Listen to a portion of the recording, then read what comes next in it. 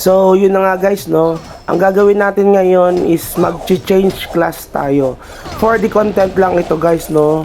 Hindi ko talaga to gusto pero dahil gusto nating ma-experience yung ganitong bagay, gagawin natin.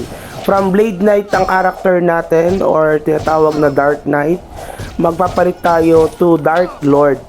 Yung Dark Lord, dalawa ang kanilang pagpipilian, Dark Lord Strength or STR at yung Dark Lord Cha na sinasabi nilang makunat daw pero less damage. So ano ba ang gagawin natin? Ang pipiliin natin sa dalawa. Ang pinili natin is yung Dark Lord Cha dahil ayaw ko kasi nung maraming kaagaw sa items. Marami kasing Dark Lord STR, maraming pumili nun. So dahil in demand yung kanilang mga gamit, so mas mahal yung kanilang mga equipment. Sa Dark Lord Cha kasi kukunti lang ang mga player na pumipili dito, kaya ito ang pinili natin. Dito bumili tayo ng change class card. Importante ito, no? Ito kasi yung gagamitin natin para makapag-change class tayo. Ang price nito ay 3,000 Jas.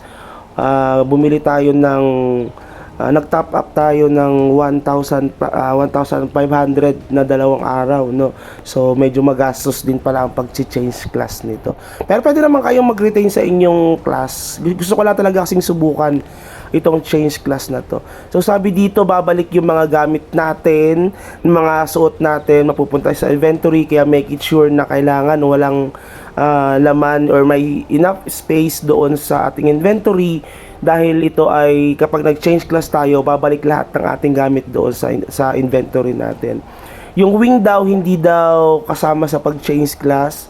So, kailangan natin bumili ng panibagong wing. About naman doon sa ating mga skills, kapag nag-change class tayo, babalik ito lahat ng nagastos natin or nagamit natin doon sa ating inventory. Babalik yung quartz at the same time yung mga skill shards natin.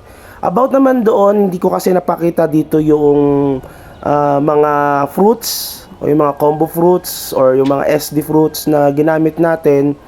Yun ay mariretain, hindi yung magagalaw.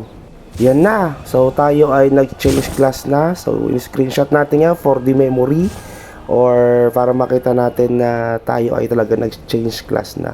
Pag nag-change class kayo, babalik kayo ulit, mag-logout kayo, tapos mapapakita na ulit ang inyong panibagong character. Yan na, DL, no? Dark Lord na tayo ngayon.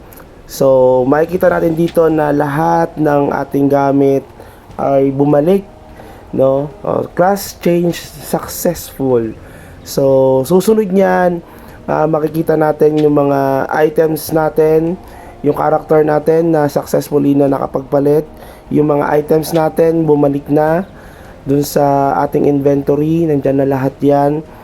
So makikita natin dito yung ating stats, bumalik siya sa sa pagkaka-level 1 niya. So tayo na magtitingin niya kung ano ba ang ating pipiliin, kung strength ba or STR or Cha ang ating pipiliin. So tayo, pumili tayo ng Cha dahil gusto nating maiba doon sa mga karamihan. At the same time, para magkaroon din ng basis yung mga gustong ma-experience itong Dark Lord Cha.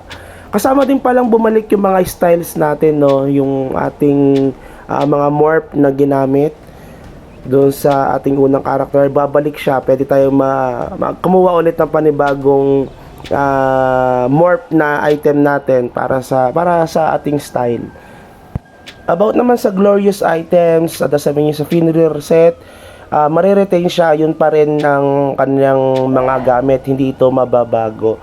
Yung ating yung first item lang natin, which is yung set natin, yun lang yung matatanggal. So kukuhain natin ngayon yung ating naitabing set na 4DL dahil ita-transfer naman natin ito doon sa ating mga plus na set.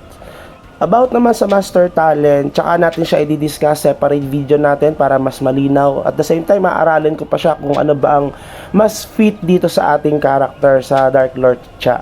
Anyway, sana sumubaybay pa rin kayo sa ating video. para kahit pa paano magkaroon din kayo ng basis dito sa ating Dark Lord siya. So yun lang guys, sana nakatulong itong short video natin sa ating change class. So have a good day, bye bye.